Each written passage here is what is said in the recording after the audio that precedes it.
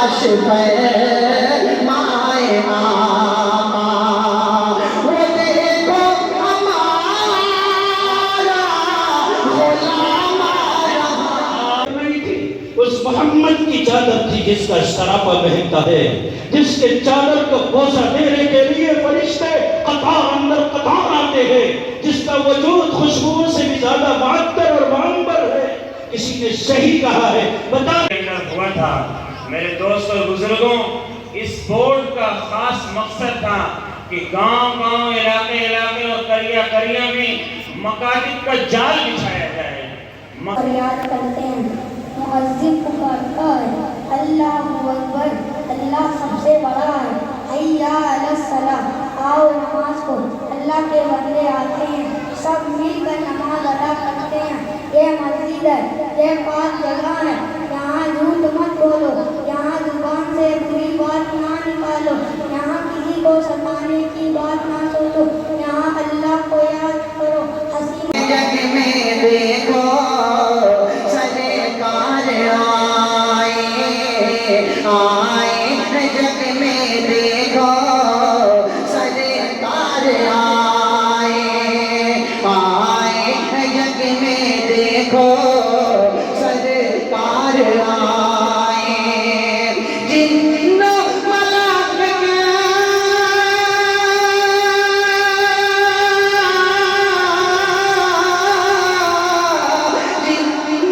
मलाइक इंसान खुशियाँ मनाए आए, जग में देखो सरकार आए आए, जग में देखो सरकार आए। कि लुत्फ इनायत की बरसत होगी, सरकार आए सरकार आए, सरकार आए। कि लुत्फ इनायत की बरसत होगी, लुत्फ इनायत की बरसत होगी, अदल और रहम की उल्फत की बात होगी। लुत्फ इनायत यहाँ है अर्श मौला,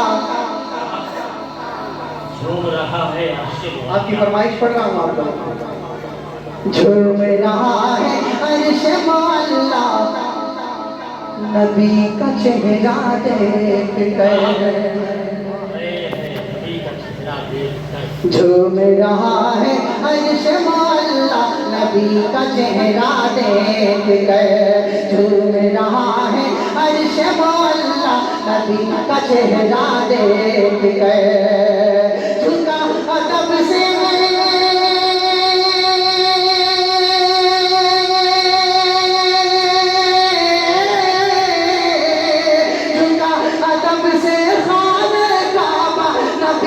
चेहरा देख कर। झूम रहा है अर्श मौला, नबी का चेहरा देख कर। झूम रहा है अर्श मौला, नबी का चेहरा देख कर। झूम रहा है अर्श मौला, नबी का चेहरा देख कर। अब यहाँ से शेर बुलाएगा करें, नबी का चेहरा देख कर। कि कितनी अजीम खल्क में मेरे नबी की जात है, कितनी अजीम खल्क में मेरे नबी की जात है। सदके मेरे रसूल के ये सारी कायनात है, सदके मेरे रसूल के ये सारी कायनात है।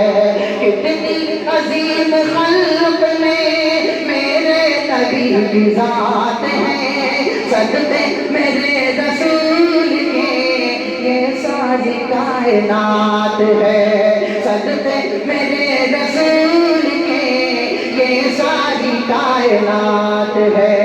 खालिद اکبر کی رحمت سے ان کو ملا قرآن مبین، خالق اکبر کی رحمت سے ان کو ملا قرآن مبین، جس کی عظمت کو سمجھے انسان کے بس کی بات نہیں، جس کی عظمت کو سمجھے انسان کے بس کی بات نہیں، سلام بھیجے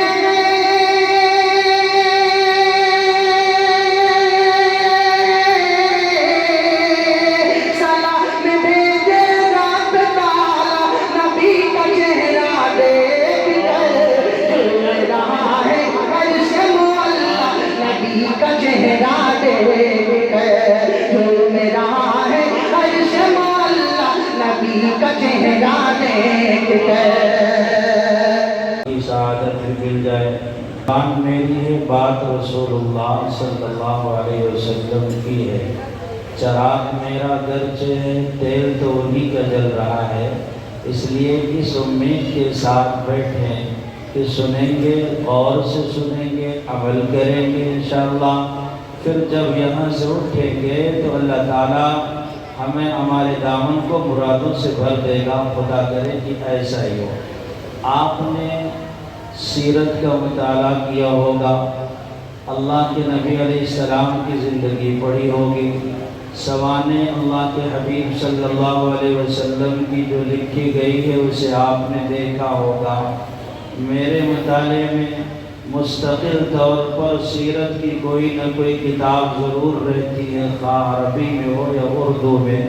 میں نے پڑھا ہے سیرت المصطفیٰ میں، حضرت مولانا ادریس کاندھلوی رحمہ اللہ فرماتے ہیں مستند اور معتبر کتابوں کے حوالے سے کہ حضرت عیسیٰ علیہ السلام سے لے کر کے جناب محمد رسول اللہ صلی اللہ علیہ وسلم کی ذات گرامی تک 570 سال کا فاصلہ ہے، اور اس وقفے میں، اس فاصلے میں کوئی اور نبی دنیا میں نہیں آیا۔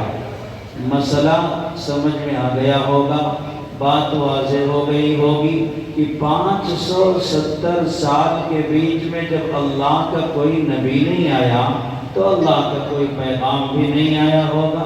نبی پر ہی تو اللہ کی وحی اترتی ہے، پیغام آتا ہے۔ تو جب کوئی نبی نہیں تو کوئی پیغام بھی نہیں۔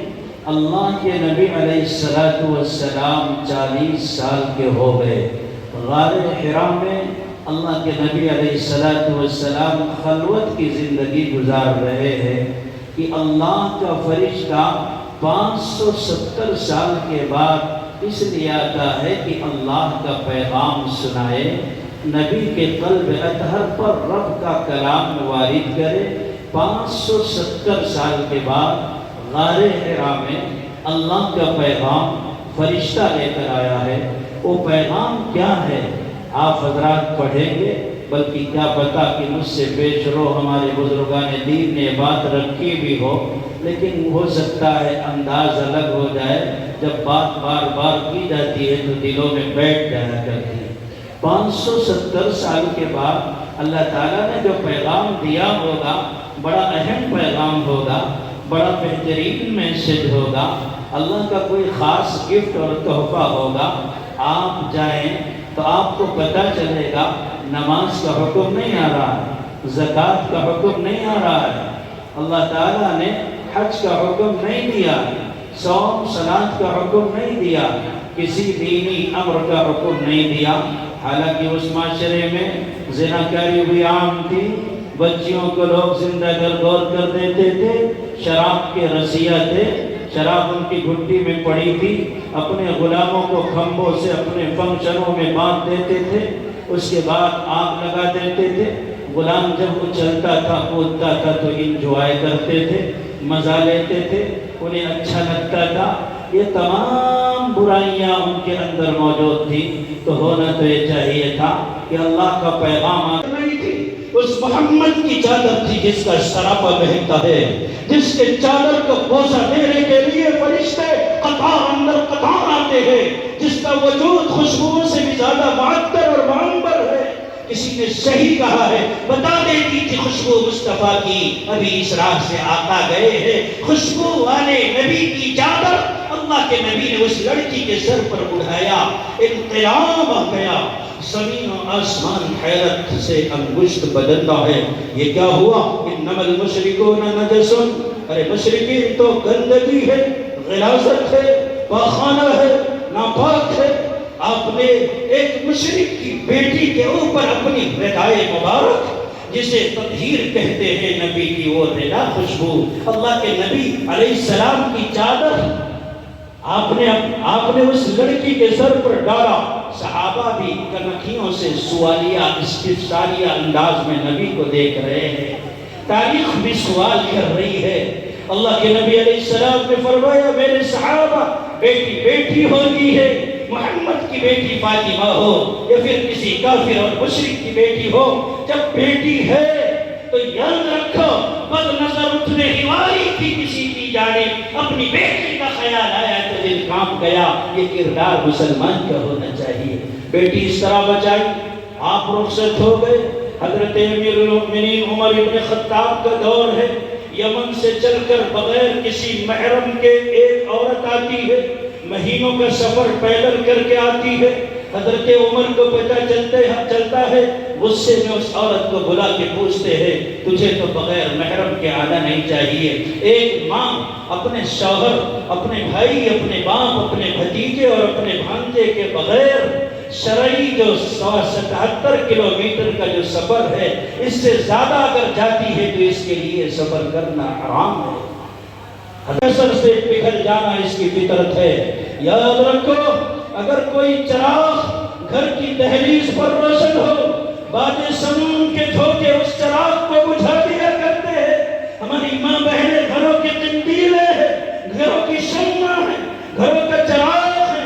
ہمیں سمجھتے ہیں کہ جب گھر سے باہر نکلے گی، جائے گی، ماحول میں اختلاط ہوگا، لڑکا لڑکی ایک ساتھ ہوں گے، اس ماحول میں اسے ذہنی اذیت سے دوچار ہونا پڑے گا، لوگ اسے پریشان کریں گے اور پھر ماحول کی خرابی کے نتیجے میں ہماری بچی بگڑ جائے گی۔ اس لیے یکسو ہو کر اس کو تعلیم دے، اس کو پڑھائے ایسے ماحول میں جہاں کوئی نامحرم نہ جاتا ہو، کسی نامحرم کے جانے کا اندیشہ نہ ہو، اور ایسے ماحول میں جہاں باپ اور بھائی اسے گھر تک خود چھوڑ کر کے آئے۔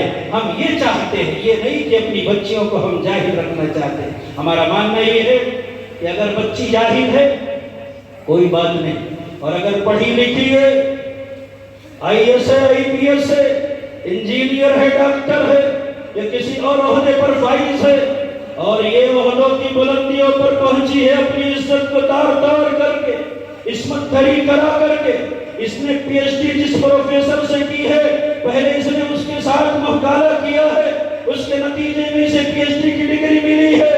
یہ کسی غیر کے ساتھ تعلق بنانے کے بعد، کسی نامحرم کے ساتھ زناکاری کرنے کے بعد اس نتیجے پر پہنچی ہے۔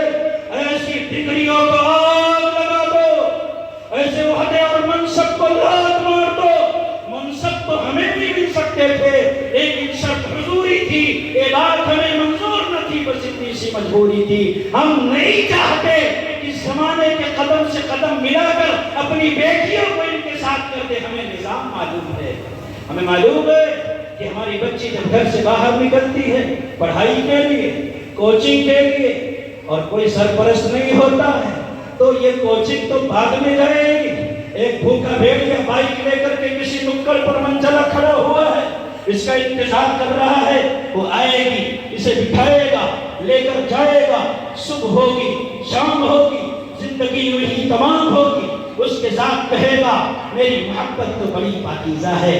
وہ جانور اپنی ماں کی خیریت معلوم کیے ہوئے ایک زمانہ ہو گیا، باپ کے جھرریوں بھرے چہرے کو دیکھے ہوئے ایک زمانہ کی پھیلانے والے معاشرے کے بدبودار کرداروں کی بیٹیوں کو لے جا کر کے کولڈ ڈرنک پلا کر کے، بے ہوشی نشہ آور گولی ملا کر کے، ریپ کر کے بھی دیکھ کرے گا۔ یہ حالات مسلمانوں کے ہو رہے ہیں، اس لیے ہم نہیں کہتے کہ نہ پڑھاؤ۔ اللہ کے نبی علیہ السلام نے جس ماحول کے اندر یہ تعلیم دی ہے، موقع فراہم کیا ہے، جانتے ہیں اللہ کے نبی علیہ السلام کے تعلیمی انقلاب کے برپا کرنے کے نتیجے میں کیا ہوا؟ قرآن پاک حفظ کرنے والے بہت سارے اب بھی ہیں، صحابہ میں بھی رہے، لیکن ہوا تھا۔ میرے دوست اور بزرگوں، اس بورڈ کا خاص مقصد تھا کہ گاؤں گاؤں، علاقے علاقے اور قریہ قریہ میں مکاتب کا جال بچھایا جائے، مکاتب کا نظام قائم کیا جائے، اور دینی تعلیم دینے والے افراد کا انتخاب کیا جائے اور اپنے نونہالوں کے ایمان کے تحفظ، ان کی بقا کی جد و جہد اور لڑائی لڑی جائے۔ میرے دوست اور بزرگوں، اگر ہم اپنے اکابرین کی زندگی کو دیکھیں گے، اپنے بزرگان دین اور اکابرین امت کے، چاہے موجودہ حالات میں جو موجود ہوں یا ماضی قریب یا ماضی بعید میں جو گزر چکے ہوں، ان کی زندگیوں کو اگر میرے دوست اور بزرگوں ہم دیکھنے کی کوشش کریں گے تو سب سے اہم اور بنیادی چیز جو ہمارے اکابرین کے دل و دماغ کے اندر معجزت تھی اور ان کے دل و دماغ کے اندر پیوست تھی، وہ تھی دینی حمیت اور دینی غیرت۔ کہ سیدنا ابوبکر صدیق رضی اللہ تعالی عنہ نے نبی پاک صلی اللہ علیہ وسلم کے اس دنیا سے پردہ فرمانے کے بعد جب طرح طریقے کے فتنے امڑنے لگے، ایک طرف مسلمہ ابن کذاب نے نبوت کا دعویٰ کیا، دوسری طرف مرتدین زکوٰۃ اور منکرین زکوٰۃ کا قافلہ امڑ پڑا، نچھاور ہونے لگے اور ان کی چاروں طرف سے بوچھار ہونے لگی۔ ایسے نازک وقت میں اور ایسے پرآشوب ماحول میں سارے صحابہ کرام سیدنا ابوبکر صدیق رضی اللہ تعالیٰ عنہ کے دست مبارک پر بیعت کرنے کے بعد کیا فرمایا تھا؟ میرے دوست اور بزرگوں، سیدنا عمر بن خطاب نے کہا تھا کہ ابو بکر، جو لوگ آج زکوٰۃ کے دینے کا انکار کر رہے ہیں، ان سے بھی قتال مت کرو، ابھی رک جاؤ، اور اسامہ بن زید کو آقا مدنی نے جو جہاد کے لیے سریح کرنے کے قابل نہیں بن رہے ہیں۔ میرے دوست اور بزرگوں، کون کہا؟ سارے صحابہ کرام جمع ہو کر کے سیدنا عمر بن خطاب نے حضرت ابوبکر صدیق رضی اللہ عنہ نے جو غیرت ایمانی اور دینی حمیت اور غیرت کو سامنے رکھ کر کے دیا تھا، کیا فرمایا؟ ایوقص الدین وانا حی، کہ دین میں کمی واقع ہو جائے اور میں زندہ رہوں، یہ نہیں ہو سکتا ہے۔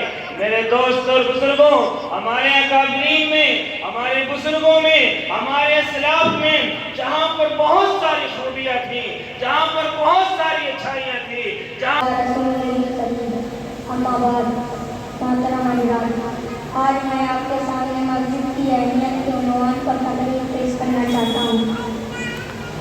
یہ مسجد ہے، یہاں مسلمان نماز پڑھتے ہیں، اللہ کو یاد کرتے ہیں، اس سے فریاد کرتے ہیں، مؤذن پکارتا ہے، اللہ اکبر، اللہ سب سے بڑا ہے، حی علی الصلاۃ، آؤ نماز کو، اللہ کے بندے آتے ہیں، سب مل کر نماز ادا کرتے ہیں۔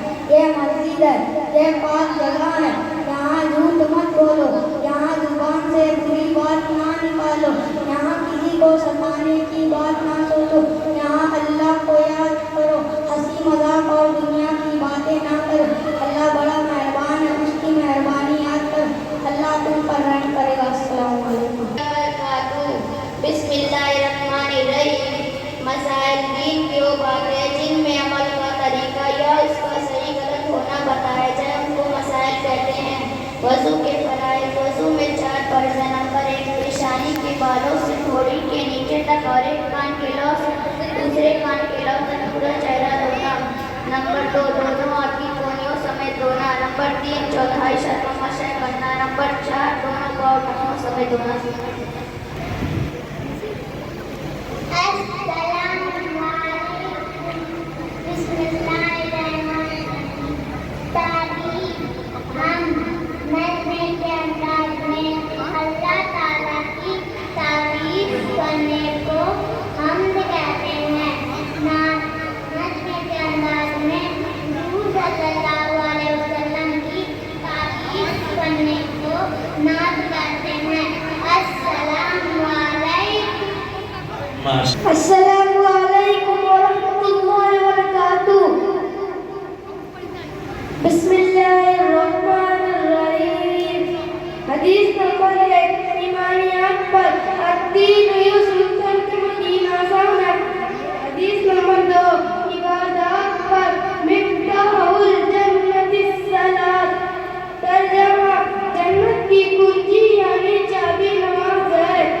حدیث نمبر 3 معاملات پر من غص فلیس منا، ترجمہ جو دھوکہ دے وہ ہم نہیں، یعنی مسلمانوں میں سے نہیں۔ حدیث نمبر 4 معذرت پر السلام قبل الکلام، ترجمہ بات کرنے سے پہلے سلام کرو۔ حدیث نمبر 5 اخلاقیات پر علیکم بالصدق، ترجمہ ہمیشہ سچ بات کہو۔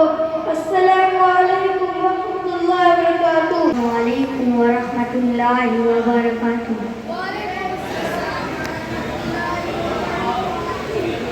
اعوذ باللہ من الشیطان الرجیم، بسم اللہ الرحمن الرحیم، الحمد للہ رب العالمین، الرحمن الرحیم، مالک یوم الدین، ایاک نعبد و ایاک نستعین، اهدنا الصراط المستقیم، صراط الذین أنعمت علیہم غیر المغضوب علیہم ولا الضالین۔ بسم اللہ الرحمن الرحیم، اِنَّا أَعْطَيْنَاكَ الْكَوْثَرَ فَصَلِّ لِرَبِّكَ وَانْحَرْ، إِنَّ شَانِئَكَ